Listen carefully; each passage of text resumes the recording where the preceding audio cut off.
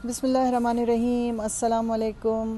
कैसे मिजाज हैं आप लोगों के? उम्मीद है आप सब लोग बिल्कुल ठीक होंगे। मैं भी आप लोगों की दुआओं से ठीक हूँ और आज एक नई वीडियो के साथ हाजिर हुई हूँ। आज की वीडियो का टॉपिक मैंने सेलेक्ट किया है, अगर आप कनाडा में रहते हैं तो किस तरह अपने पेरेंट्स और ग्रैंड पेरेंट्स को कनाडा बुला सकते हैं।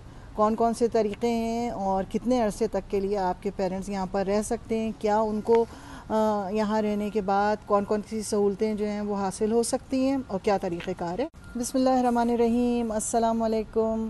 कैसे मिजाज हैं आप लोगों के? उम्मीद है आप सब लोग बिल्कुल ठीक होंगे। मैं भी आप लोगों की दुआओं से ठीक हूँ और आज एक नई वीडियो के साथ हाजिर हुई हूँ। आज की वीडियो का टॉपिक मैंने सेलेक्ट किया है, अगर आप कनाडा में रहते हैं तो किस तरह अपने पेरेंट्स और ग्रैंड पेरेंट्स को कनाडा बुला सकते हैं।